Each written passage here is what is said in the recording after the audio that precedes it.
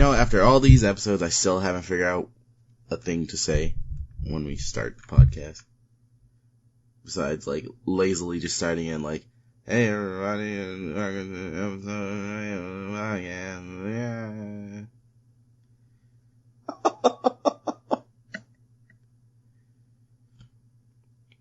I'm always thinking of new things, but then I forget to write them down, so I'm like, but that's neither here nor there. Hey everyone, welcome to Game Time. This is your host, Angelo. I'm here with my good buddy, Brando. And Hello. This is episode 12 of the podcast. Brandon, please inform our listeners, how was your week? Good buddy. My week was great.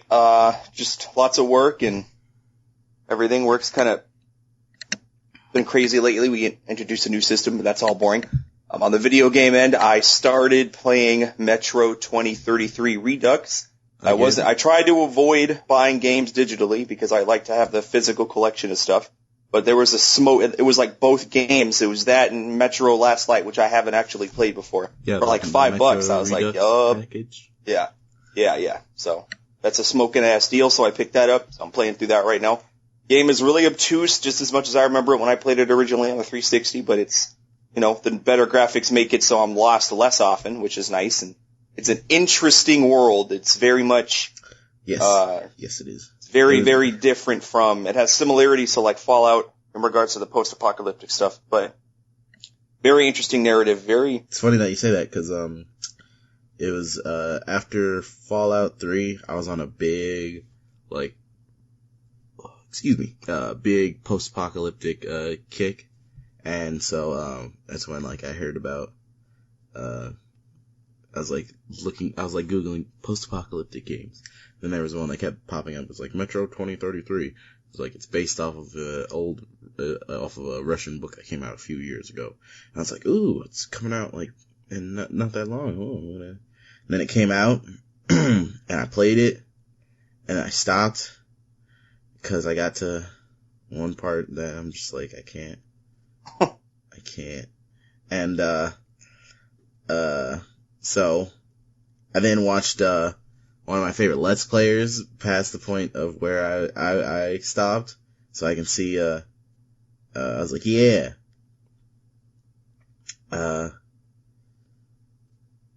And then, fucking, everyone I know found out about it, and they're like, oh, this game, and I'm like, my inner, well, not really inner, but my hipster side was like, fuck you guys, I was here fucking before it was cool. Before any of you fuckers found out about it, fucking assholes.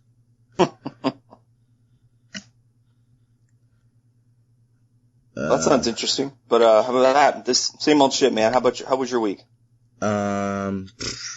My week was pretty good. I can't go into work at 3 o'clock, getting off at 11, only doing 8 hours. Felt nice. Yeah. That's awesome, man. Congratulations for getting through it. Was waking up, I don't know, I'm no longer super tired, so I've got a pretty good sleep schedule. Waking up early, playing video games and doing other things, getting shit handled. Friday, I, went and did some things, but I'll talk about that later since it has something to do with the news. But yeah, I took care of some shit. I've just been playing some more Final Fantasy 15. I played Gears 4, but we all know how that ended, don't we, Brad?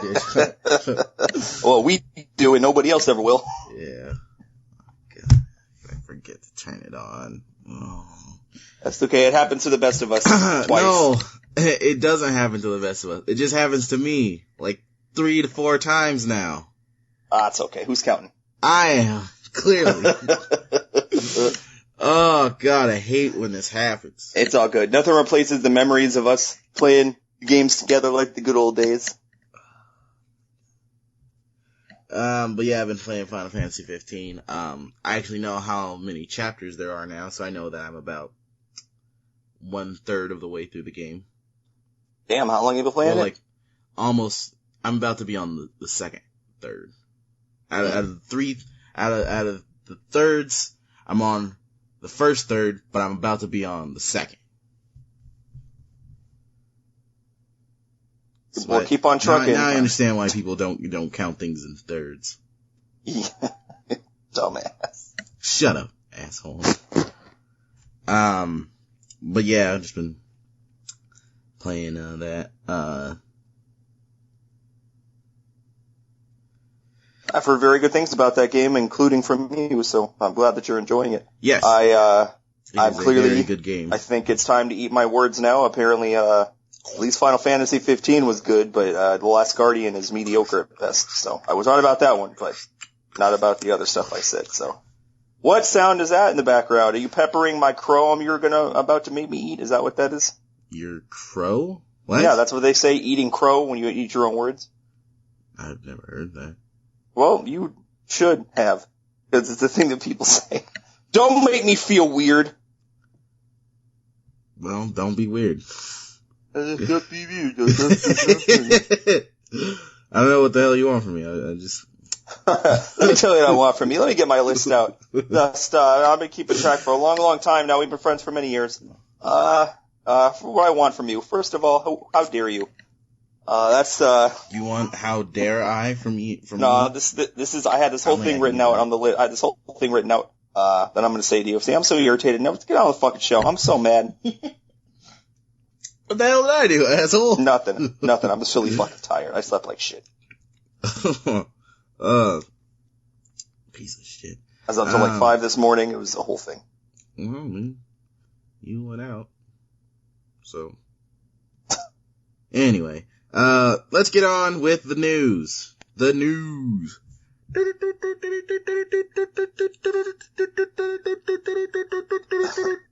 This just in, yes, it's coming across the cable now. Yes, it says here that Angelo is in fact a boof-ass nigga. That's been confirmed, multiple sources. We go now live into the studio with Ashy McDade. Please, Brandon, inform us of the news. Ashy McDade. Wow. Oh man, that's fine.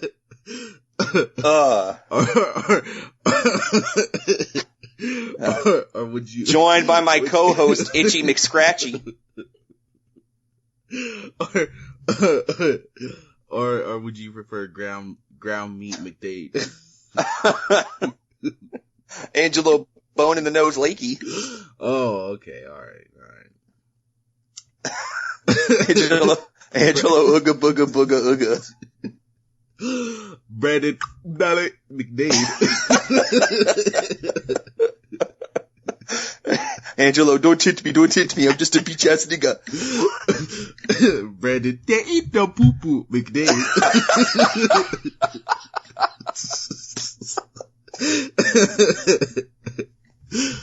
God damn it. Angelo, I'm a fucking Pinky.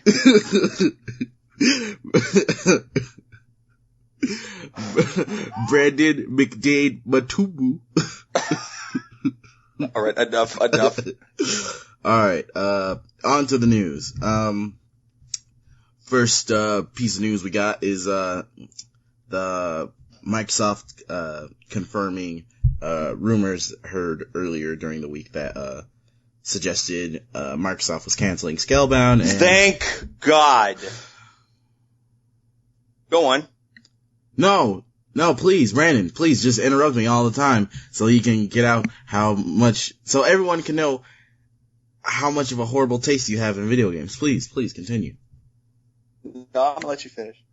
No, cause I really want to know why didn't you like Scalebound? Cause that game looked fucking stupid. Brandon, you didn't even look at anything about it. Yes, okay. Yes, I did. This coming from the guy who goes, well, I mean, I don't really like to look at game trailers because, I don't want to spoil myself. If I know I'm gonna like the game, then I won't. I don't need to see a trailer for Mass Effect Andromeda to know I'm gonna fucking buy the game. I did, however, watch a trailer for Scalebound because it looked stupid, because every single time they try to put a dragon in a video game, it doesn't even work. It's including a game about dragons and called Skyrim, where the dragon riding mechanic was fucking stupid. Everything I saw about Scalebound looked retarded. You're some punk-ass hipster kid with headphones and a bad haircut jumping around on dragons. And the worst part about the game, it's made by Platinum Games, who in my opinion are incredibly overrated. Alright, let me just grab the big book of reasons why Brandon's wrong.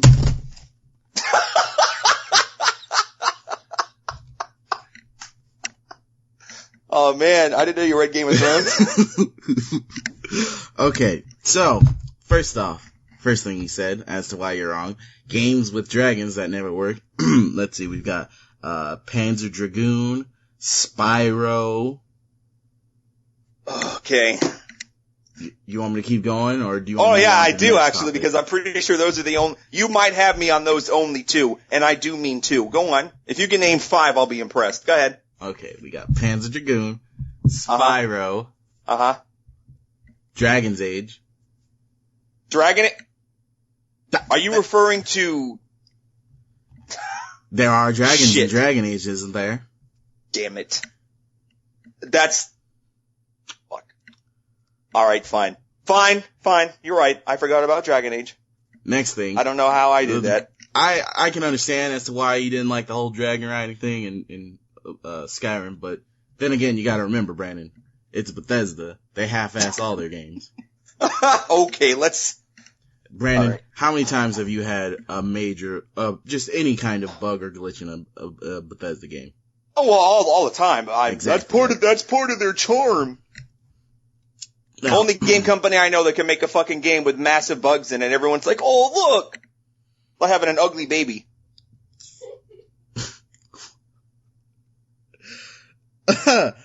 Oh man, that's, I'm just going to tiptoe away from that. I'm not gonna open that can of worms. Just say it. Ugly baby, huh? You ever seen some babies look like looks like a can of Spam? It's like, oh god, why? Don't grin at me. I wasn't there, but I'm pretty sure no one said anything about you. Okay, I was a cute baby. I can't speak. I was a cute baby. Alright, whatever you say, Brandon. I had a fat bald spot. It was all fun. How do you have a bald spot that's You look fat? at me and you're like, you look at me and you're like, oh man, I hope he grows into his forehead someday. He sure didn't. You gotta put your hand on the back of your neck when you want to salute. Oh man. And this coming from the guy whose hairline starts behind his earlobes. Go on. Oh, okay, yeah. I like how you try to say earlobes is worse than the back of your neck.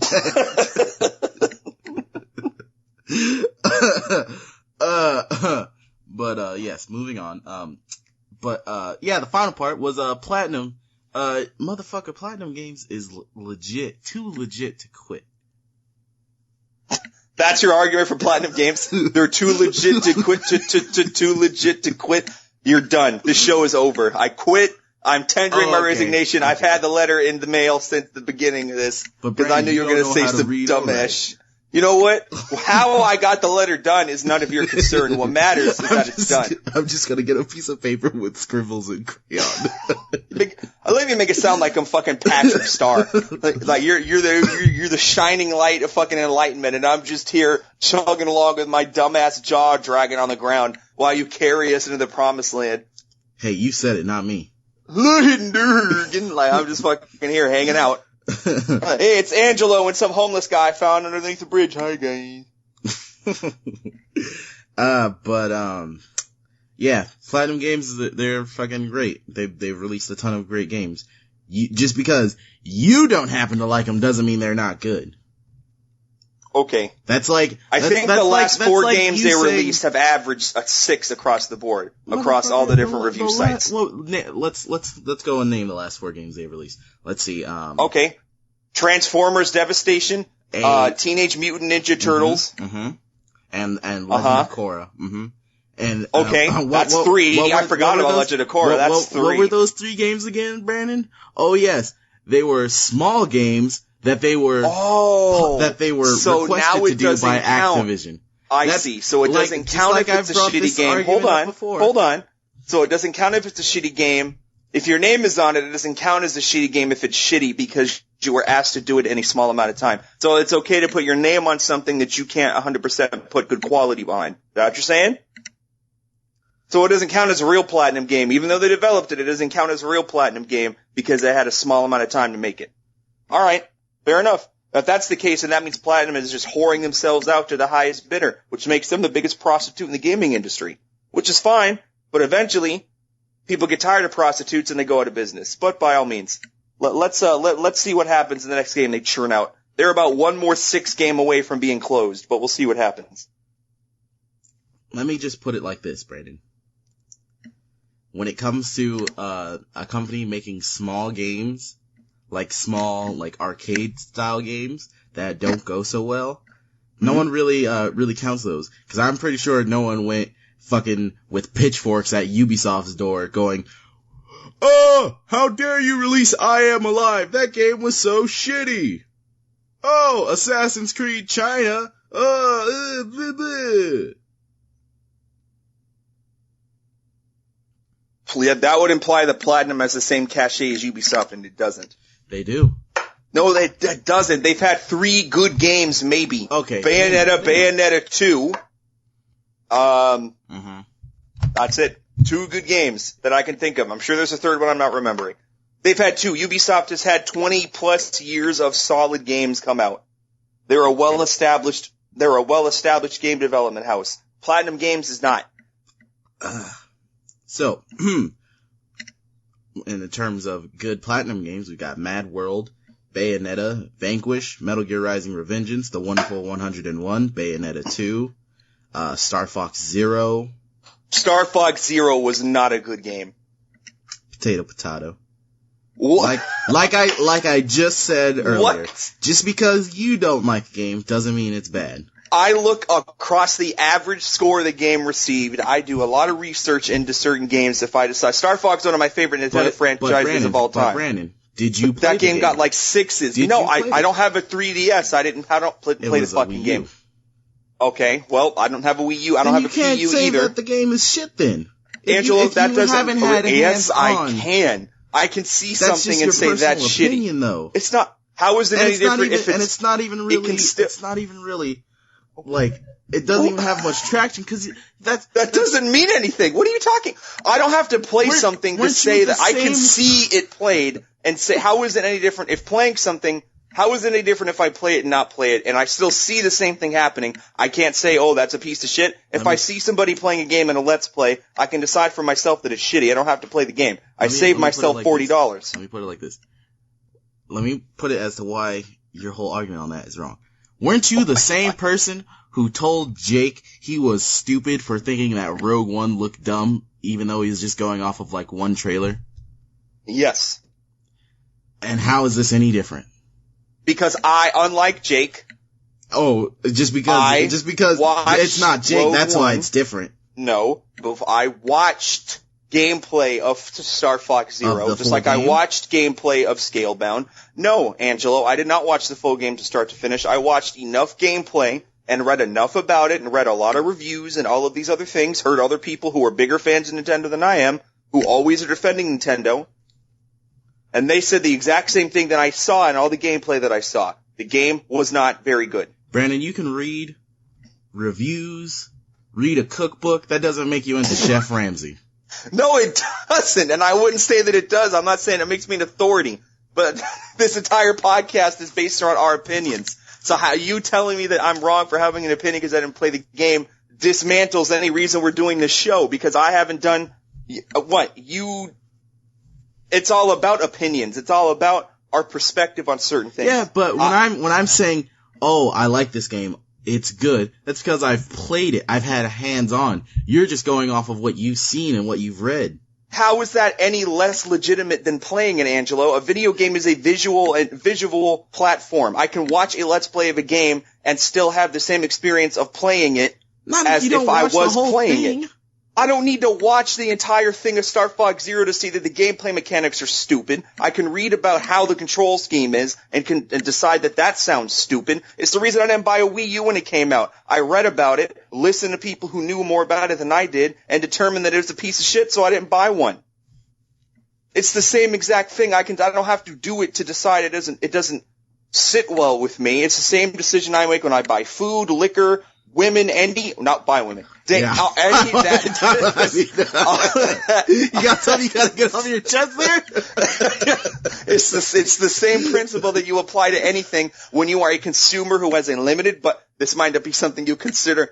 You understand. I'm one of the poor people that has a job and doesn't have the same disposable income as you, so I can't. And maybe that's a perspective difference between you and I. You have the time, not time necessarily. You have most of these Platinum games I played before I even had a job. Okay.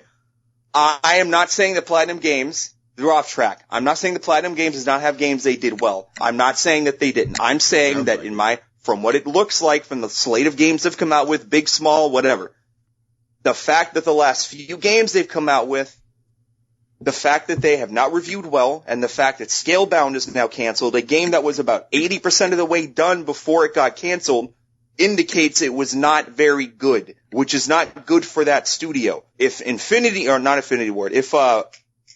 are the guys that make fucking, the Uncharted games? I forget their name off the top of my head. Naughty Dog. If Naughty Dog put out, small games every few months that were small, arcade games that were not very good, that would affect their brand because people would associate them with good and bad and mediocre games. They wouldn't think of Naughty Dog the same way that they do now. That's what I'm saying. You have to cultivate your brand a particular way in order to be successful in any kind of business. And just because Platinum is good at making certain kinds of games, and I agree that they are, that does not mean that they can get away with making small games that are shitty because people are going to notice that and they're not going to take the studio seriously. That is my only point. Now, if Bayonetta 3 comes out, I'm sure it'll sell well and be really good. But they fucked themselves by releasing it for the Wii U where 17 people fucking bought the game. That is Platinum Games' fault. Their only saving grace is that they now have the opportunity to pivot into a direction that will be more successful for them. Because they can't keep doing this kind of shit. It's not good for them to do. And comparing them to Ubisoft is not fair to them because Ubisoft has proven that they can make mistakes. That they can do well. That's why they can afford to make mistakes. That's why they can afford to not have Assassin's Creed come out this year and probably not next year because they are a big enough company that has people's trust. And even EA, after all the fuck-ups they do, they've proven that. Platinum hasn't proven that. They've proven they can make a certain kind of game well. When they can prove they can make another kind of game well, they'll be fine. That's all I'm saying.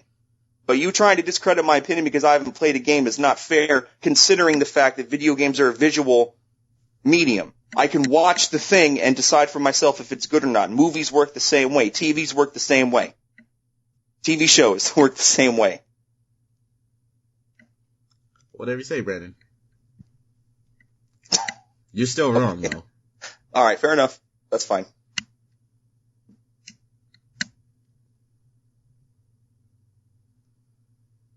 Yeah, R.I.P. Scalebound, I guess.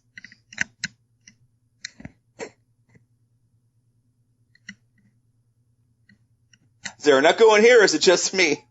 Are you not going to say anything? I'm going back. Made me lose my page. I made you lose your page? Why? What are you doing? Microsoft representative provided the following statement to IGN about the cancellation of Scalebound. After careful deliberation, Microsoft Studios has come to this decision to end production for Scalebound. We're working hard to deliver an amazing lineup of games to our fans this year, including Halo Wars 2, Crackdown 3, State of Decay 2, Sea of Thieves, and other great experiences. Meanwhile, executives from Platinum Games released a statement about the surprise announcement on Platinum's website. Company president Kenichi Sato said, we are very disappointed things ended up this way, especially since we know many of our fans were looking forward to this game as much as we were. Going forward, we will strive to continue delivering high-quality games to you, starting with Nier Automata in March, and including products like Grand Blue Fantasy Project, Relink, and Lost Order in the future. We will keep working hard to meet your expectations, and we look forward to your continued support. Meanwhile, Hideki Kamiya, who is the game's director, and a colorful figure on Twitter, tweeted about the situation. As you may have already heard, Scalebound has unfortunately been canceled. I'm very sorry to everyone who was looking forward to this game. Sorry to bring you such bad news at the start of the year. All I can do for you is to promise to keep delivering fun games. I'll work extra hard to never have to let you down like this again. So I hope you will keep watching over us in the future too. Though, this kind of, seems like a trend with Microsoft, seeing as how, pretty much so far most of the games they revealed at the 2014 E3 conference, have been canceled. Scalebound, Phantom Dust, the one, what was the one game, Brandon? The, kind of like game maker one? Project something? Oh yeah, Project Spark. Yeah, Project Spark. All these games have been canceled. And so it seems like, it also seems like, with, Phantom Dust and, maybe with Scalebound, it seemed like Microsoft was, they were, producing, or they were publishing this game, and it seemed like if they didn't like the way things were going, they were, with Phantom Dust in particular, they, stopped sending money, and it's like, how are we supposed to continue making this game if you're not giving us money? And then they just, I remember, I think it was, the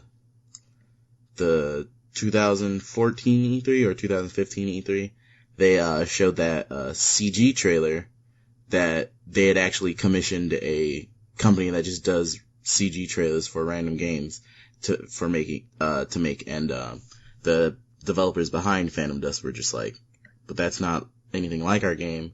What are you doing? And then it was like a couple months later, that's when they canceled Phantom Dust.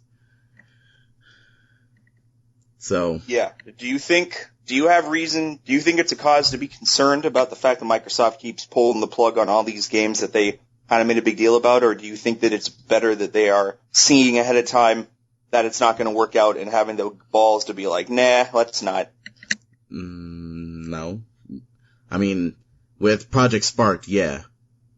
Phantom Dust, maybe. Because it didn't seem like there was really, like I had never even heard of the original Phantom Dust. But it seemed like there was a following. Scalebound, there were like plenty of fans of, Platinum that were waiting for this game. It seems like they're just like, they just don't know what the kind of game they want for like exclusive wise. And so they're just kind of, like, this makes sense with the whole, how they're making these studios to bring back, like, franchises that pretty much ended, like Gears and Halo. Instead of, like, trying new things, they just want to keep doing what they've been doing. Well, fair enough. I don't know. I mean, if they seem to be doing, it almost seems like they're purposely doing the opposite of Sony, because Sony has a tendency, as you've noticed, to be, back a game and then have it be in development hell. Obviously, I'm referring to Final Fantasy and The Last Guardian, and they finally came out and they were, their Final Fantasy at the very least seems very good and all of that, and it's just, I see that Microsoft is just sitting there and being like, nah. Now this makes me wonder about Crackdown 3, because we haven't heard shit about that game. Mm-hmm. Apparently it's been seen here and there, but I don't know. I think it's a double-edged sword. I think Microsoft puts itself in a difficult position where when they pull the plug on so many games, because they really only have two powerhouse IPs, Gears and Halo. And if, I guess on the racing end you have Forza Horizon and, the regular Forza, but I mean, Halo and Gears sell very, very well. And Sony has a lot more IPs that they have access to. And I think that part of the reason they do is because they're gutsy and they just kind of let things fall where they may. Even if it's shitty, they're willing to take those risks. Microsoft isn't. But, I don't know. it's, I don't know. I think it's better that they cultivate the certain brands that they want to back, and then they have the stomach to be able to do that, but I don't know. They're pigeonholing themselves in a way that I think may be a problem down the road. We'll see what happens, though.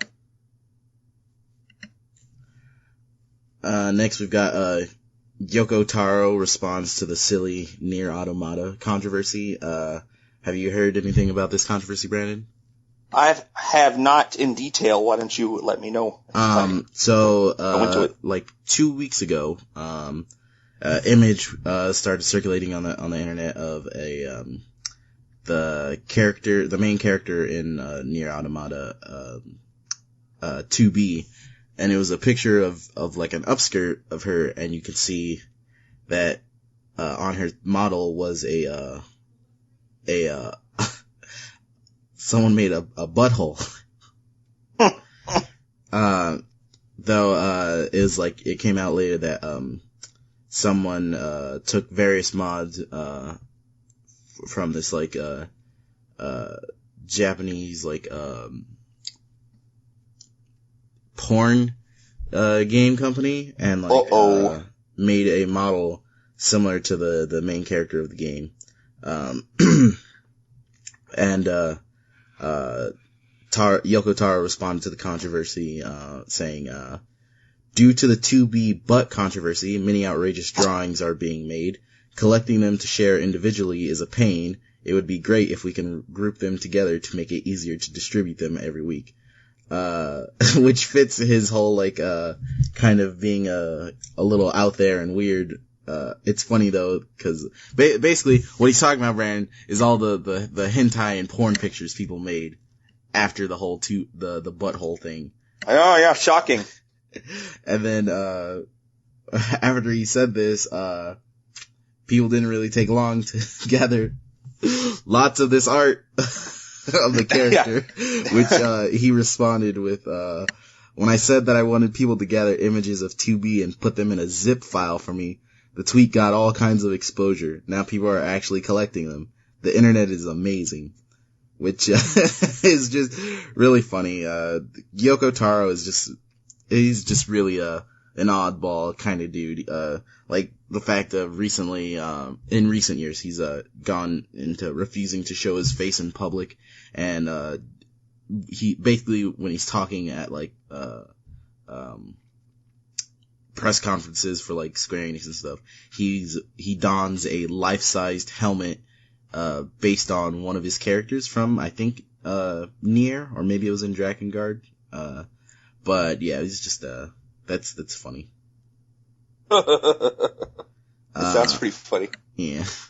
Next we got, it came out, I think it was late last week, or maybe it was this week, some footage and details about a Halo game that was, done, in the Mega Bloks style, since, Mega Bloks actually has the rights for, Halo for their, figures. And it was supposed to be a Mega Bloks Halo, kind of like a Lego kind of game. And, it was a third person game, a shooter actually, and, you occasionally would, build vehicles or build, obstacles, or build to get over obstacles. I remember watching the video, there's at one point, he hopped off of, a Spartan hops off of a ghost and then goes into a little build menu to, build a bridge across this, crevasse. Have you seen anything about this, Brandon?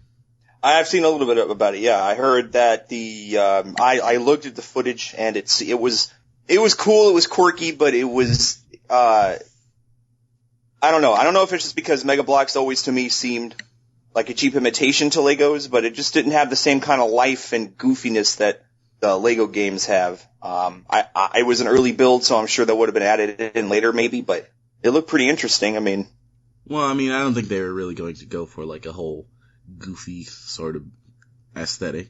The whole Mega Bloks thing is that, they get a hold of, video games and like other things that would be like deemed too mature for Lego, seeing as how Lego has a whole thing of like not wanting guns as like a thing if they get your property.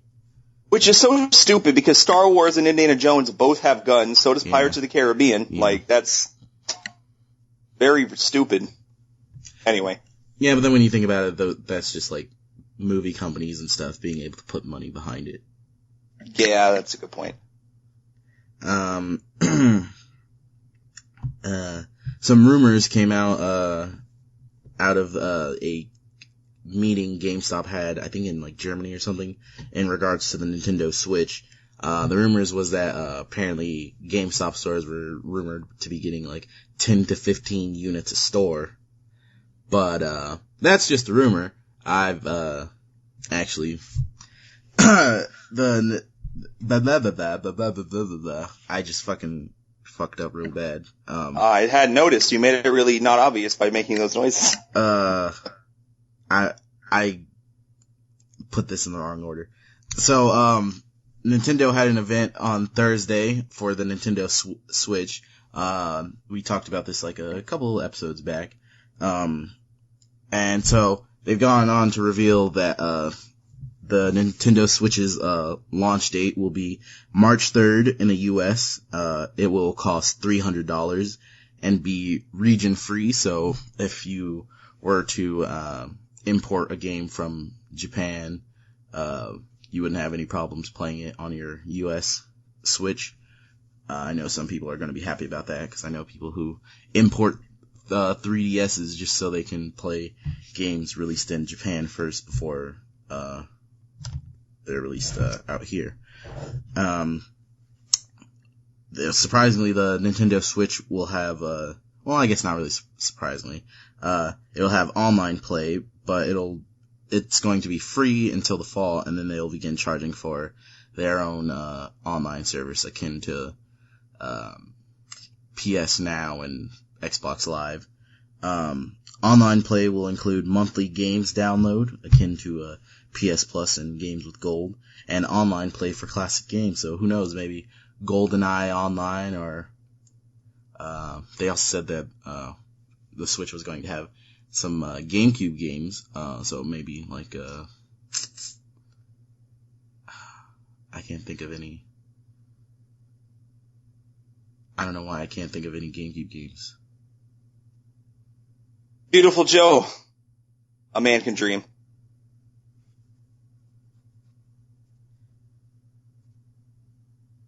Am I having a stroke? Are you? No. No, I'm just having a really hard time thinking. I think I have a headache. Super Mario Sunshine. Super Mario Sunshine, but I don't know if that is. Maybe online play for Mario Kart Double Dash. Oh, there you go.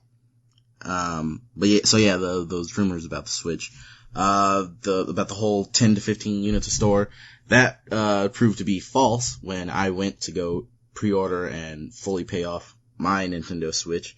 And when I walked in, they had a sign at the register that said, "We have 50 Switches left for the store." Oh God! And that was after people had already come in and started pre-ordering. I came in like 2 hours later, and they'd even said, I was like, "Oh, I want to pre-order the special edition version of Legend of Zelda: Breath of the Wild that comes with like this like little statue of the Master Sword in its pedestal," and they're like, "Sorry, that's we're already sold out of that." I'm like, "You're already sold out of it?" And he goes, "Yeah, we came in at 9 and we were already sold out. Like people had ordered online like with the night before, and so I guess since it was announced, which makes sense because it was announced before GameStop closed yesterday, so they've been out since then. So I'm pretty sure I barely got in."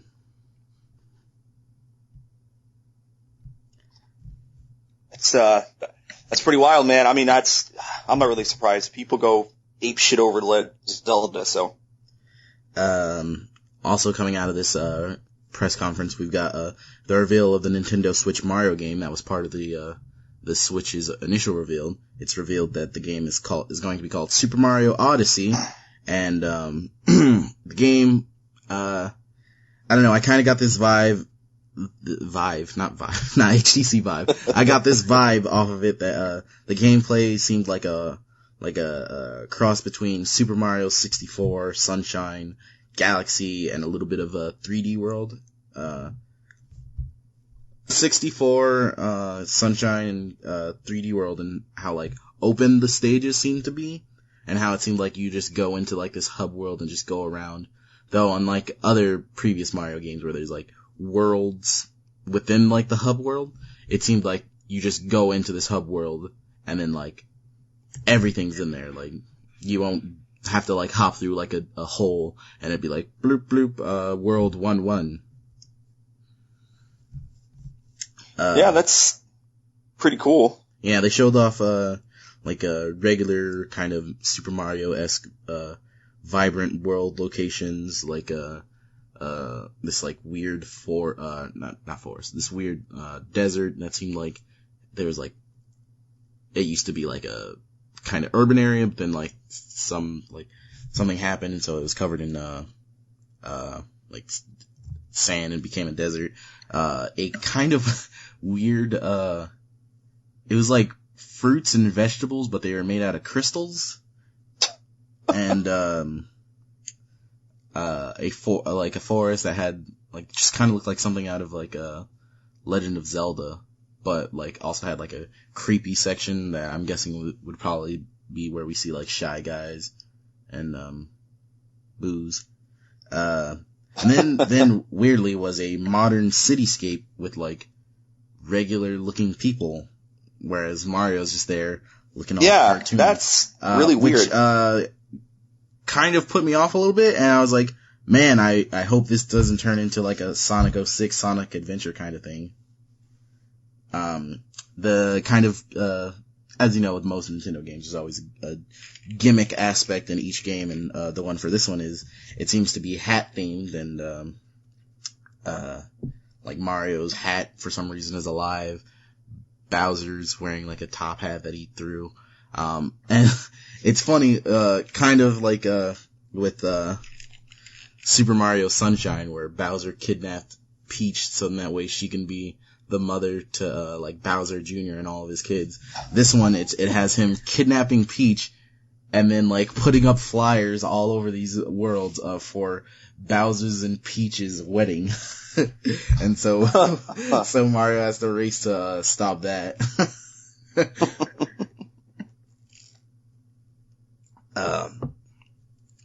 With kind of like how open the like just exploring aspect was, it kind of reminded me of a Zelda a little bit from the trailer. So that's cool. They also confirmed that Skyrim will be coming to the Nintendo Switch. I remember at first, like during the reveal trailer that came out a couple months back, Bethesda had released a statement saying, we don't really currently have any plans to release anything on the Switch. And so people were like wondering, well, why else would they put footage of your game in their thing? It's kind of weird. So that's cool. If I can buy Skyrim on another device, seeing as how I have it on my PC, 360, and Xbox One. You know, for all the shit I give Bethesda, I'm not really helping the fact of buying all their fucking games. Yeah, that's true. Then you've got, the reveal of Xenoblade Chronicles 2, which is cool. The first Xenoblade Chronicles was really good, pretty good, I guess, spiritual successor to the Xeno series that, Squaresoft and Monolith Soft are putting out. I don't know if this game will be like the first Xenoblade. Well, there's some aspects of it that seem like the first Xenoblade Chronicles, of like this whole weird sword that transforms into an even bigger, like, kind of laser sword. I didn't know, I couldn't really tell if during the trailer, so, Brandon, you never played Xenoblade Chronicles 1, huh? No. So, that, the entirety, it's a big open world, RPG game.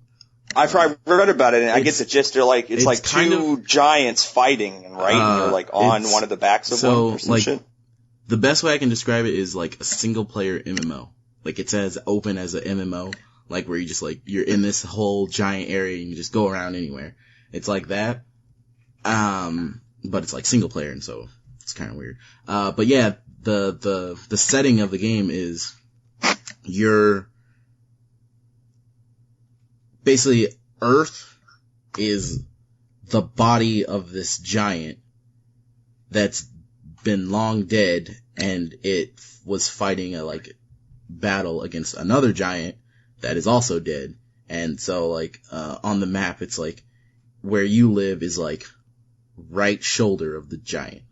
And then so like when you look at the map and like you're like, oh, where do we have to go? We have to go to the left leg and stuff like that. And you're going from like throughout the story, you go from your giant from where you are all over its body to the next giant and all over its body. And I don't know, I kind of got the feeling like it might have been on something, but I don't know, it might have just been like something popping out of the clouds, because there's a shot in the trailer of like, it's kind of got that whole like horizon aspect of like, you know how like if you're at like the top of a hill, you can kind of see like the curvature of the earth depending on how high up you are. Yes. Yeah, it kind of had that whole aspect, and then like there's like clouds, and then out of the clouds you see like this like kind of monster's head. But I don't know if it was like just like something that's flying around in the clouds, or if it's, yeah, you are on the body of something, but instead of Xenoblade Chronicles 1 where it's been long dead, it's actually alive and just stomping around.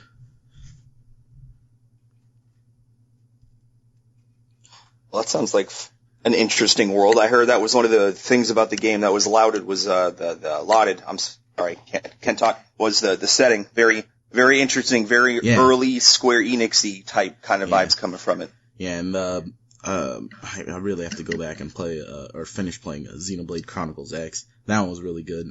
The whole story for that was Earth gets attacked by these aliens, and so we send out like 7 ARC ships out into space, and one of them like crash lands on this planet, and the aliens followed us to this planet, and we're having to deal with them.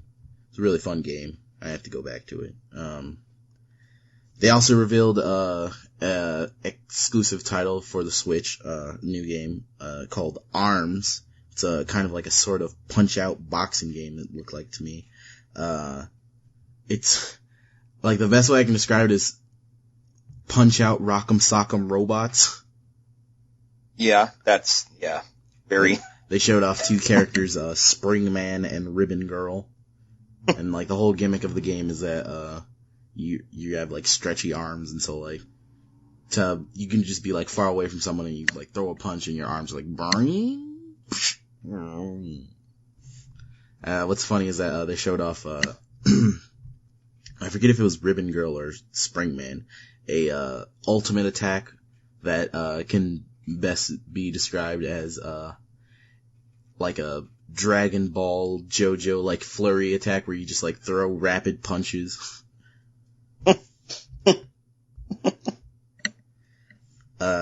Also, Splatoon 2 was announced. During the trailer, they showed off new weapons. I think one of them was like kind of like a dual paint pistol kind of thing. More movement options. You got dodges.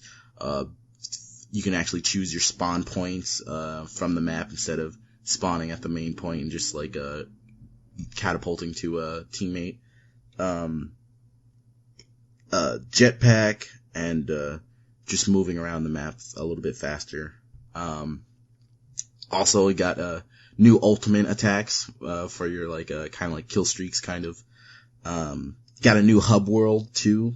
The last one seemed to be kind of modeled after Akihabara. This one maybe kind of seems like Tokyo proper. And maybe, hopefully, this time around we'll get a better story that's not kind of modeled like Mario levels where it's like, oh, World 1-1, World 1-2, World 1-3.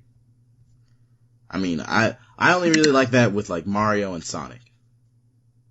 Yeah. Also got a new trailer for Legend of Zelda Breath of the Wild. Shows off some new characters. You get to see Zelda's official design. I know a lot of people were wondering. We keep hearing Zelda, but where is she? I like the current trend that they're doing with like the past, with Wind Waker and Skyward Sword, of Zelda just not being like a princess walking around in her giant ball gown. That was always so weird. Well, I mean, it fits because like most of the time she's kidnapped from the castle or being held hostage in the castle. But with Wind Waker and Skyward Sword, well, I'm not gonna spoil it. You get to see a little bit more of the world of Hyrule, new enemies. They showed off some more of the new voice acting. Since all Legend of Zelda games don't actually have voice acting. They have like limited of like certain sounds or certain noises people make that's like actually voiced. And also some more bits of the story of how it seems like something happens, Link is put into like cryo sleep and then is woken up 100 years later to find the world's not as it seemed before. With that whole aspect, it kind of feels like they're adding a new timeline. Well, obviously they're adding a new timeline to the whole Zelda timeline of how everything's all connected. And it seems like this is either before or after Wind Waker. Well, it seems like that to me. Anyway. Yeah, it looks, I agree with you completely in that one. Also, real big surprise reveal, Capcom coming out and announcing Ultra Street Fighter 2, the Final Challengers Edition. It's being called the Ultimate Street Fighter 2 package. So it's got like all characters from Street Fighter 2. Street Fighter 2, Super Street Fighter 2, Street Fighter 2 Turbo, just everything. All the characters. Now with HD graphics, kind of like the kind of new 2D art style they were doing in like Street Fighter Alpha and Marvel vs. Capcom 2. You also, with most remaster games, have the ability to play with classic graphics. Besides 1v1 at home, you can also play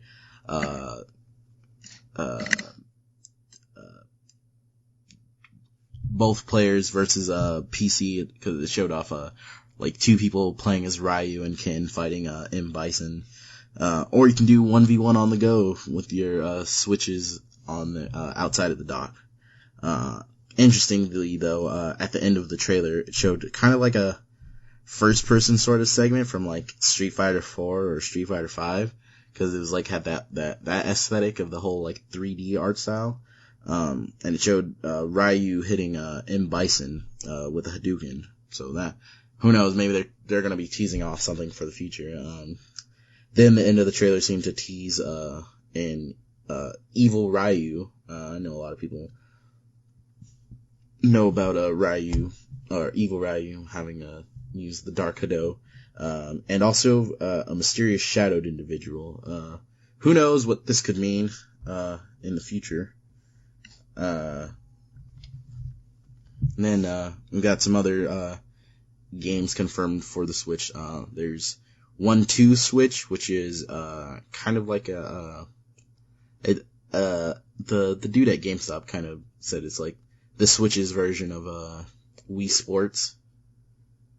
What I was really surprised about was The Binding of Isaac Rebirth, or Afterbirth. That's going to be coming to the Switch not that long after. You got Dragon Ball Xenoverse 2, Dragon Quest X, The 5 Awakening Races Online, Dragon Quest 11, Dragon Quest Heroes 1 and 2, Farming Simulator, Fire Emblem Warriors, which I didn't even know about. Ooh. I'm really loving that Tecmo Koei, or Koei Tecmo, however they're pronouncing it now. A lot of these companies keep switching the way that they're positioning their names, like how it was Namco Bandai, and then now it's Namco Bandai. Just stick with one. But yeah, I like how Koei Tecmo is going, you know what? We're a little bit tired with Dynasty Warriors. How about we make a Dynasty Warriors game using your IP? And people are like, yeah. It's fucking Hyrule Warriors, Gundam Warriors, no, I think that was Dynasty Warriors Gundam, and Dragon Quest Heroes, and what was the other one? Oh, the Berserk one. Yeah, that one was good too. So, Fire Emblem Warriors, woo! Especially if it's like, kind of like Hyrule Warriors, where it's like, oh, this new story, and it's like, oh, there's, portals to all these old worlds from throughout Fire Emblem and stuff. New IP called Has Been Heroes, which, was described to me as, Darkest Dungeon, like a Darkest Dungeon clone. Just Dance 2017. Whoa! Lego City Undercover is getting ported over. Mario Kart 8 Deluxe Edition is getting ported over. Minecraft for the Switch. Minecraft Story Mode. NBA 2K18. Also, fucking something I wasn't even expecting at all. Suda coming out and fucking revealing that No More Heroes 3 for the Switch. What? Yeah. Fucking love No More Heroes. Travis is such a piece of shit, but he's the best. Travis touchdown taco dip. I think one of my favorite, like, dumb things about, No More Heroes is the fact that there's a, fast food chain called Burger Suplex. Yeah, that's, yeah, let's continue going over the Nintendo Switch, because I got a bone to pick with this. Oh, what now? What now? Yeah, no, I'm gonna let you finish, and then I'm gonna let you finish. So go ahead and go. Oh, you gonna let me finish? But Sony had one of the best console reveals of all time. Is that what you're gonna say, Kanye? Are you? No, I'm not gonna say that. You also got Redout, this Kickstarter game that's just basically like a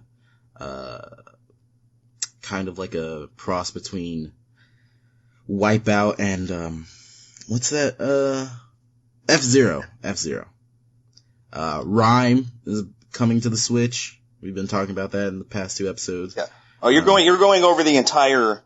You're just going over all the games that have been announced for it, right? I'm just going over the ones that are interesting to me. Interesting to you. Okay. All right. Go, keep going. You got Atlas, revealing, or saying that the next Shin Megami Tensei game is coming to the Switch. Yacht Club's, revealing that they're going to port over Shovel Knight. Stardew Valley's getting, a Switch copy. Really cool that game is, really proud of. That surprising. I don't know if you know that, Brandon, but Stardew Valley, that was done by one dude. I heard really good things about that game. Not really my cup of tea, but it seems like a very interesting game. So we'll play it someday, seeing as how. I'm sure we will. I'll force you. Yeah, and then you'll tell me I have no right to have an opinion because I didn't actually play it. Yeah, that's fine. No, because by that point you'll have played it. Oh, okay. Like, I understand your criticism about Minecraft. It's because like I played Minecraft. That's why most of your opinions about other games, I just go, yeah, Brandon's just crazy, because you haven't played them. Okay. Then you also got, Ukuleles, announced. I think we talked about that, how, they stopped, the Wii U version and started working on the Switch version. And then, cause this game is always just rumored to be coming out for everything, Beyond Good and Evil 2. Of course. Now that's, all of my news. Brandon, do you want to continue talking about the Switch, or? No. So I'll get back. I'm going to go over, there's a couple news items that I had that you didn't. Well, I'm going to go over that, and then I'm going to go into what my gripes are with the Switch. I know, shocking. So let's get this. Not to kind of hound you. I just looked at the clock, but if we could make it quick, please. I understand. On your news. Yeah. I'll knock this out. So, many companies are trying to throw their hats in the gaming arena with a steaming box, and now Disney is one of them. Called the Disney Kids TV Box, it is being designed by peripheral company Snakebite. It comes preloaded with many Disney games, shows and movies. A controller is available as an option, as an optional addition at an additional cost, but the box will function with any Bluetooth controller as well. The box itself is priced at $99 and will go on sale later this year.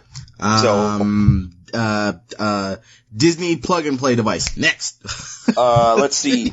Though many assumed it was guaranteed to come out thanks to the success of Doom 3, Doom 4 never saw the light of day. During an interview with OXM, VP of Marketing for Bethesda, Pete Hines, finally explained the reasoning behind this. Quote, with Doom, it was a tipping point. We looked at it and said the game is not hitting the marks it needs to hit, and it just wasn't Bethesda.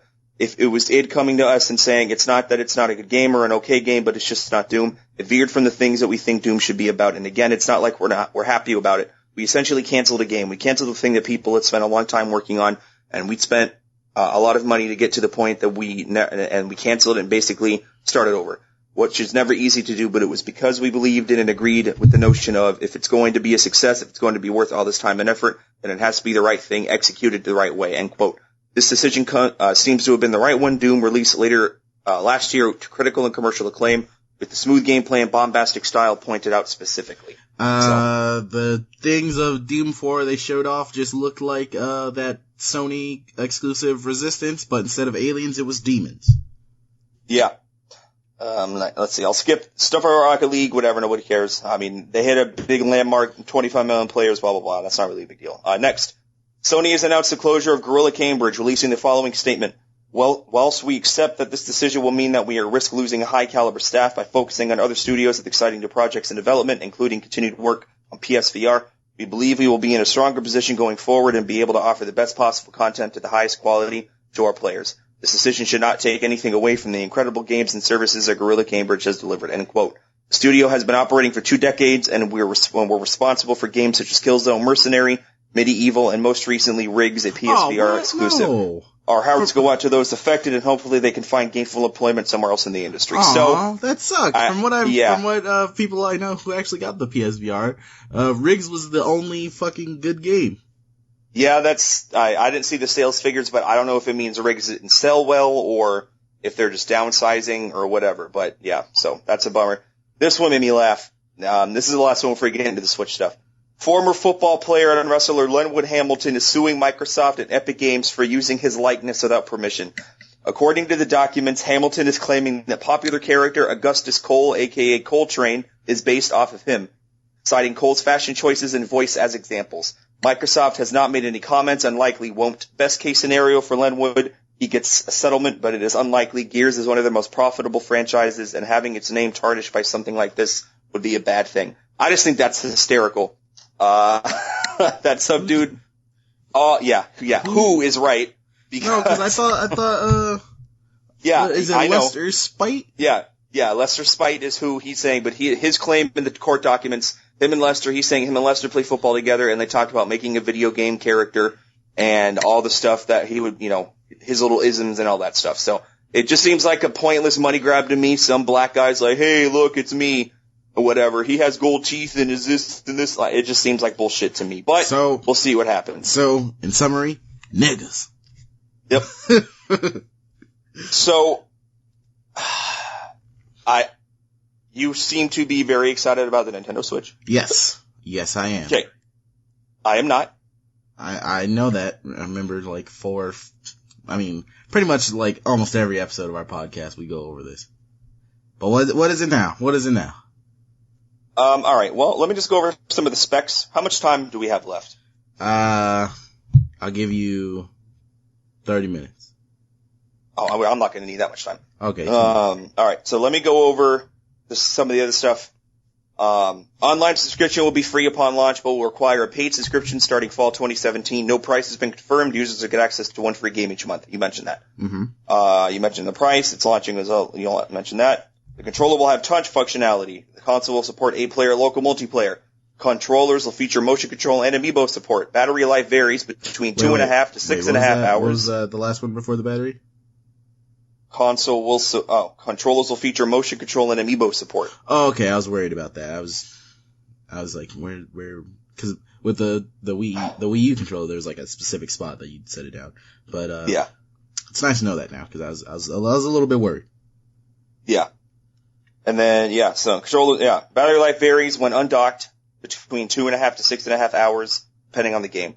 So, and then the peripherals are as follows. The Nintendo Switch Pro controller is $70. The Joy-Con controllers, there are two of them for your left and your right hand. There's also two different ones. There's the gray one, and then there's also one which is, the left one is blue, and then the right one is red. Yeah. That's $80. The Joy-Con L or Joy-Con R sold separately. If you need separate ones, are $50. The Joy-Con charging grip is $30. The Nintendo Switch dock set is $90. And the Joy-Con wheel, which you would use for racing games, there are two of them, is $15. Also, still no, even though they showed it in the reveal trailer, no word yet on, price or, release date of the Pro controller. Yes. Oh no, the Pro controller is $70. That's what this says on here. Nintendo Switch Pro controller, $70. Oh, okay. Yeah. But, I just, but no release date yet, I guess. I mean, if it's not going to launch the console, who knows when it's actually going to come out. But, so now I'm going to go over some of the games, and then I'm going to go over all of this, and I'm going to explain to you what my gripe is with this. So let me just get this out of the way. So, in the launch window, the games that are launching with the console, which comes out March 3rd. 1-2 Switch, Just Dance 2017, Legend of Zelda Breath of the Wild, Skylanders Imaginators, and Super Bomberman R. Those are the games launching with the console. Coming out March, spring of this year, ARMS, Has-Been Heroes, I Am Setsuna, Mario Kart 8, Puyo Puyo Tetris, Snipper Clips, Cut It Out Together. Coming out in summer of this year, Rhyme, Splatoon 2. Okay, those are the only two coming out in the summer. Then coming out sometime after that. There's no concrete date for them. Disgaea 5 complete. Dragon Ball Disgaea 5 complete. Dragon Ball X I can't spell. Dragon Ball Xenoverse 2. FIFA. Fire Emblem Warriors. Minecraft Story Mode. Rayman Legends. NBA 2K. New Shin Megami Tensei. Skylanders Imaginators. Skyrim. Sonic Mania Steep. Super Mario Odyssey, Siberia 3, Ultra Street Fighter 2, and Xenoblade Chronicles 2. Here's my problem with this, with the Switch. First of all, the launch lineup is garbage. The only Xbox. I'm not saying that it wasn't, but I'm saying that this is also garbage. The only good game on this list is Legend of Zelda. 1-2 Switch is a stupid ass name, and it's gonna be a stupid ass game from what I've seen. Because it reminds me of Nintendo Land, which is a cool tech demo, but it's not a fucking game. Just Dance 2017 is exactly what you think it is. Skylanders Imaginators is more Skylanders, and I'm pretty sure that game already came out this console generation, so that's not anything new. And Super Bomberman R, all of the things I've read about it so far, and the gameplay that I've seen, the common complaint with it is that it's not really that fun to play in the versus mode when you have it the Switch set up in like its tablet functionality. So that's that. In regards to a lot of these other games, Super Mario Kart 8 has no release. It's coming out April 28th according to what I saw, but it's a re-release. It's not a new game. And then a lot of these other games coming down here, NBA 2K, Shin Megami. These are all games and Skyrim especially. These are all games that already came out, so you can go buy them right now. You don't need to wait for Nintendo Switch to release. There's no ones? Some of them. Skyrim, Steep, let's see, Dragon Ball Xenoverse 2, Minecraft Story Mode, Rayman Legends. These are all games that are out now, and there's no reason to go. My point with all of this, these Nintendo, when you and I talked about this before, the three things that I told you that are most important with the Switch becoming a successful console or not on launch were going to be the battery life, the launch lineup, and the online functionality. And the online functionality I can't speak to. I don't know what the price point's going to be. If it's anywhere around the $60 range and it offers a similar functionality that Xbox Live and PS Plus offer, I don't have a problem with that. The one free game a month, I think that puts them behind the eight ball a little bit, but I will say what Nintendo has in their advantage is their extremely lucrative back catalog. That's not something Sony and Microsoft necessarily can lean on the way that Nintendo can. The battery life, okay. I guess that's reasonable. 2.5, 6.5 hours. Obviously, if their intent with the Switch is to try to make it mobile gaming / console gaming, 2.5 hour battery life is not really going to cut that. If I have a flight that's longer than 2.5 hours, I'm kind of SOL. But whatever, it depends on the game. So I imagine if you're playing something like Skyrim, you'll probably get the 2.5 hour point. If you're at something like Mario, you'll probably get the 6.5. Who knows? And I'm sure there's going to be third party companies that'll add a thing to it that'll make the battery last a little bit longer or have a charging kit or whatever. The launch lineup is terrible. The only saving grace is Breath of the Wild, and I think that that's cool that they're doing that because I know that there were some rumors going around you and I talked about on the show that it wasn't even going to come out. Yeah, and it obviously was either a rumor or they changed their mind about it or whatever. So I don't know. I mean, everything that I saw about this, it hit me with a resounding meh. And I know that I'm probably a little jaded because of my perspective on Nintendo, but this was their opportunity to really knock it out of the park. And I don't think that they did. To me, it looks like Nintendo was just going with the motions, and I don't really feel like they've learned any of their lessons. Like, their launch window should have had a new Mario Kart. It has Zelda, but it should have had a new Mario Kart, should have had a new Mario along with Zelda. And then that would have been all they needed. And then maybe some dumbass third-party game like Just Dance 2017 would be fine. But then all these other games is like, why? Why would I wait for a Nintendo Switch? It's the same problem the Wii U had. There is no other games on here other than Nintendo games that look interesting to me. And some of these games are already out. So why would I wait for the Switch to come get these things? Why would I spend $300, which is laughable that they're asking for that much money for what they're offering, to get half of the games that they've announced are games that I can already go buy somewhere else for a console that I have at my house? Well, people who don't have consoles, for the whole re-release thing is kind of just like how it was with the Wii U. People who don't have Xbox Ones or PS4s or had money to get those and were just like still maybe a generation or two back, like PS3s, or God willing, those with PS2s. Jeez, good God. The fact that PS2 is still somehow popular in some regions. Ooh. It's there for Brazil, man. They're all having FIFA tournaments all around the favela. I don't get it. But yeah, it's for those people. Like, the whole, like, all the new titles that they revealed, like Xenoblade 2, Splatoon 2, Has Been Heroes, just everything that's new. That's for the people who have played these games or have other consoles, and it's like, that's the reason why you need to get this. Yeah, but that's what I'm saying. That one of the reasons the Wii U died and why the Wii died is because the only thing that it had going for it was the first party stuff. If a console does not have consistent third party support, it will die. And everything on this list is showing me that that's the exact same thing that's going to happen again, because only the first party stuff looks interesting to me. Super Mario Odyssey, cool. That looks genuinely exciting. Legend of Zelda Breath of the Wild, like all of these Nintendo focused games are like, yup, they're still proving they can make games on their own just fine. But these third party games are either re-releases or they're not interesting to me. So, and I'm somebody who's knowledgeable of the business and all that stuff. I understand most consumers aren't. They're going to see that it's the cheapest console on the market, especially when Scorpio drops, which I imagine is probably going to be in the $600-700 range on the good end. It's probably going to be more. I can see why that would look appealing, and if you have kids or whatever, you're a couple generations behind, I understand that. But that didn't work for the Wii U, and it only worked for the Wii until people realized how stupid it was and they stopped buying it. Why is Nintendo doing this again? That's my problem with it. And now the reason why you're a little bit wrong. The fact that Nintendo is basically going back to square one and just going one console, just one thing, that means all those companies that were making exclusive games for like the 3DS and all those companies that are making exclusive games for the Wii or the Wii U, that means they're now going to start working on the Switch. Sure, we're not seeing anything now because they probably started maybe like April of last year.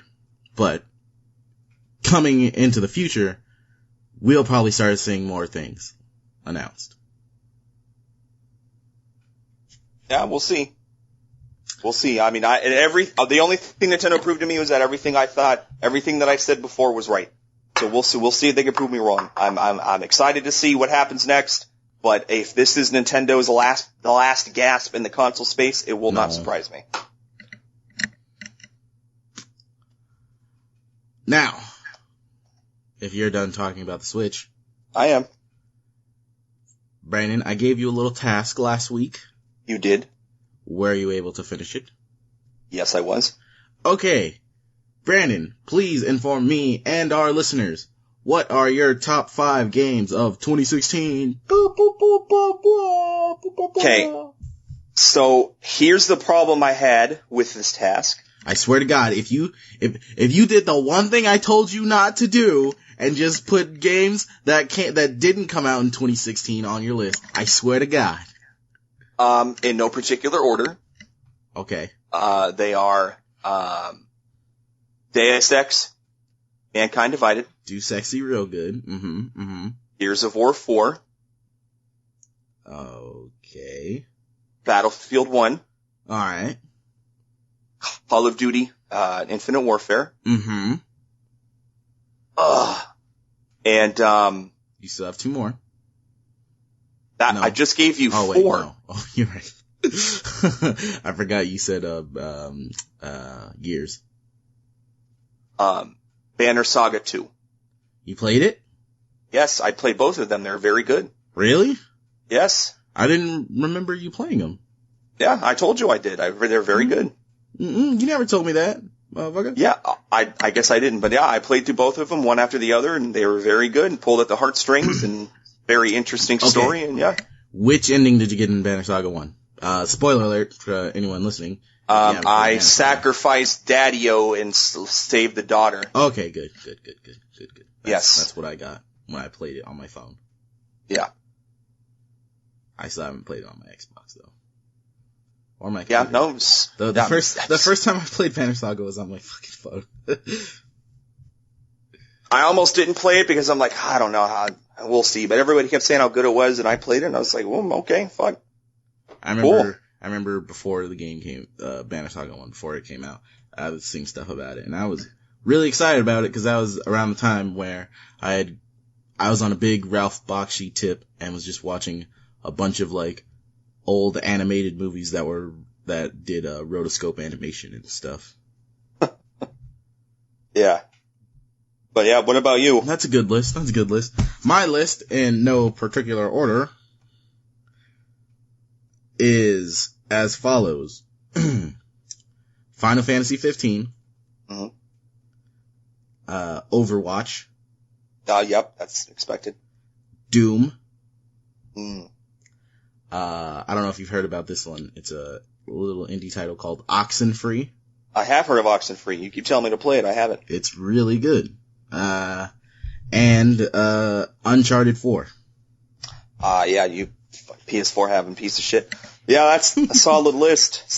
I've heard nothing but good things about Uncharted 4, and the implications for the future are very exciting. I did have a couple of honorable mentions. Oh yeah? Hyper Light Drifter. Mm. Do Sexy Real Good.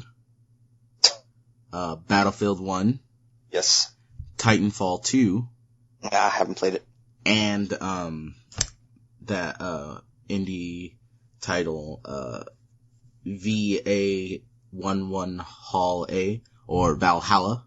Oh, okay. I was like, what the fuck are you talking about? Yeah. These are all games I enjoyed during 2016, but some of them I didn't really see as like best games material. It was a real I agree, but it was hard for me to choose, between Oxenfree, Hyperlight Drifter, and, Valhalla as like my sort of like indie title pick. But, when I really thought about it, I came back more and more to Oxenfree and really, I'd known about that one longer than I had for Hyperlight or, Valhalla. So yeah, that one as you can tell, was one that I chose for my list. Yeah, well, my game of the year wasn't even a game that came out this year, but I finished it this year. So as you know, I'm going through my backlog. In regards to honorable mentions, I guess one of mine, I don't even remember what I was going to say. Never mind.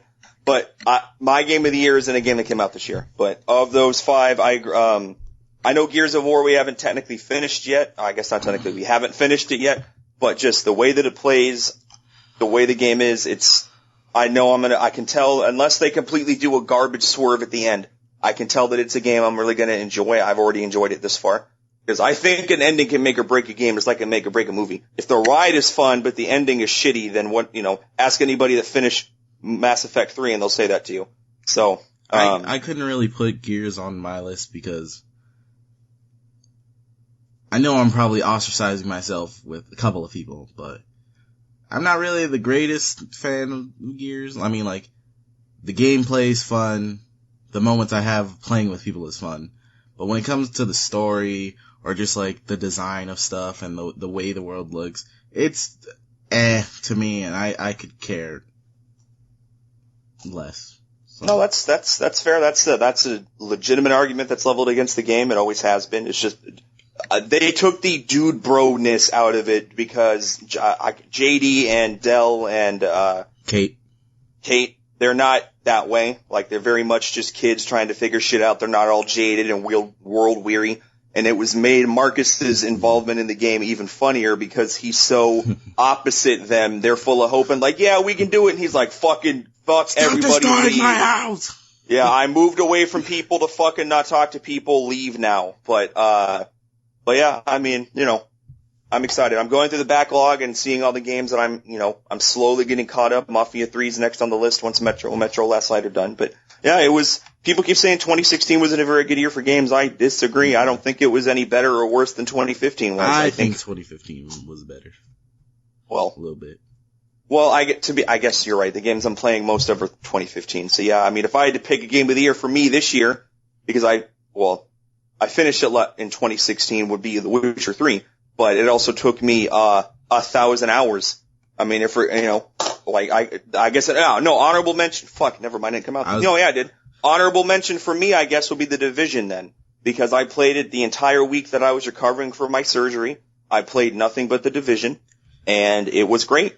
I haven't played it again since because I got what I needed out of it, and I've heard that the bugs have made it unplayable, and I don't want to sully my time with the game from any of that nonsense. You see, what I hated about The Division wasn't even really the Division's fault. It was more of like one part mine, one part the people that plays it. Because of my work schedule at the time, the only time I got a chance to play The Division was at like 2 a.m.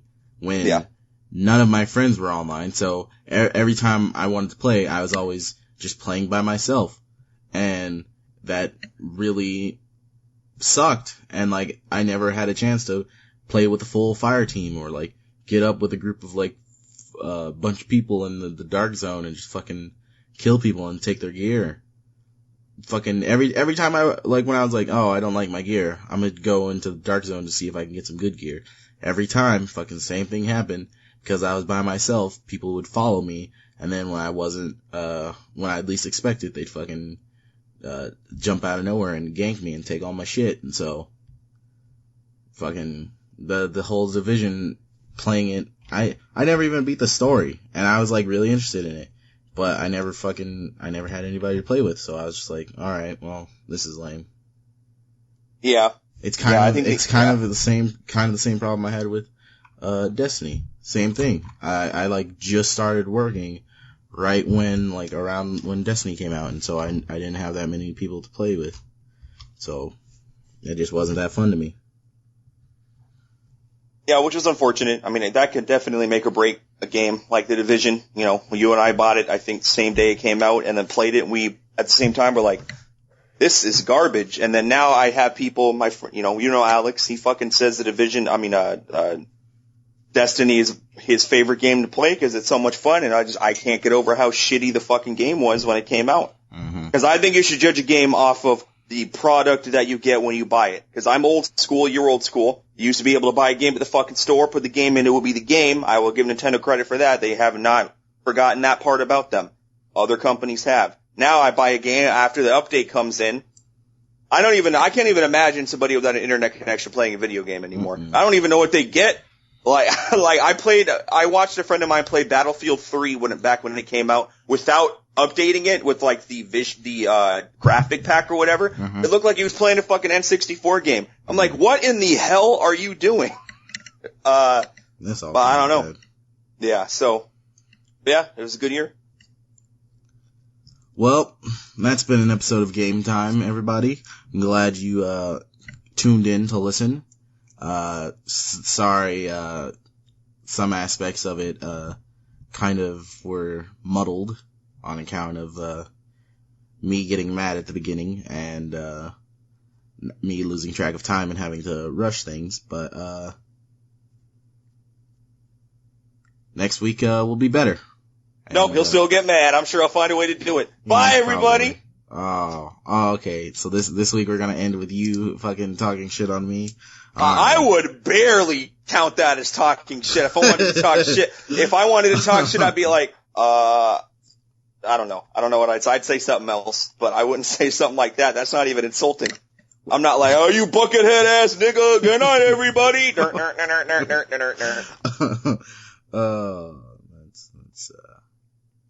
You know what you should play the ending music to match your mood? Despicable Me.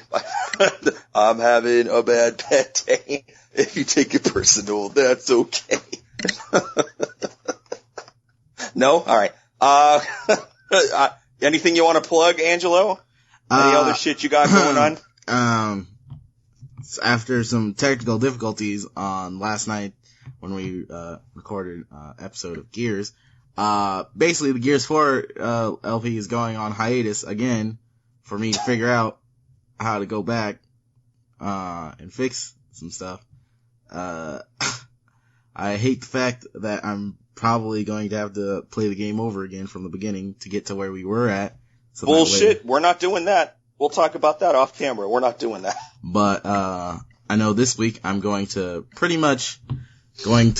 fully play through the single player game I have forward for the channel, which is the Secret of Monkey Island Special Edition. Woo! I'm going to fully play through that and record it, and then next Sunday me and Brandon are going to we're going to comment on that, and so look forward to that in the future. Maybe I should also start playing the other single player game I wanted to do that I know Brandon's going to hate. But we're gonna do it anyway, because I'm the one in charge here, and I'm just gonna force Brandon to play whatever. Yes, sir, boss. I sure it'll happen. Don't worry, Brandon, you don't even know. I have like 2 things planned in the future that, man, besides, I don't know. One of them is the game. The other one, oh man. That one has been, months in planning. And great. The payoff is gonna be so great. Yeah, it's too bad I'm busy that week. Nah, maybe. But I'll be whole there week. anyway. Gosh, whatever y'all plan. More like busy. weekend. I'm busy the whole weekend. Mm-hmm. Yeah, you probably will be, but we'll do it anyway. Great. Brandon, do you have anything you want to plug? I sure do. Every week, my friend Jake and I do a podcast about movies, television, and everything in between. Yeah. Funny you said that because he made the same comments this week when we recorded. I plugged this show. It's fun. We make jokes. We talk shit. We realize how bad taste Jacob has in movies. More of like, you guys make jokes, and then Jake will say some really fucked up shit because he's mad. Now, apparently I said some messed up shit this time. I made a couple of jokes about some stuff and he's like, ooh, I'm like, what? What? So you'll have to listen to tune in. We were on SoundCloud for a while. Now we're just on YouTube. Tell your friends, subscribe. What do you mean you're just on YouTube? Oh, I got rid of our SoundCloud Pro subscription because I'm trying to cut back because my new rent is a lot of money. So I'm trying to thin out what I'm able to do. So, that had to go. Well, I'll talk to you about that after my podcast. But yeah, that's all I got going on. So find us on YouTube under Jacob Brando and, you won't be disappointed. Or unless you will be, in which case, sorry. Well, and that's been a podcast. We'll see you guys next week. Tune in. Excuse me, everybody. I gotta get, ground meat over here back in the kitchen. Got a whole fucking pallet of tacos I gotta go make with that ground meat. A whole pallet of tacos, huh? Yeah. He's talking about my hair, which I got cut, by the way. But go on, that's fine. Oh, did they have to use, shears this time or the circular saw? I'm gonna use circular saw to cut your fucking head off. Oh, the rock, I'd bust your head, bitch. Good night, everybody! Good night, everybody.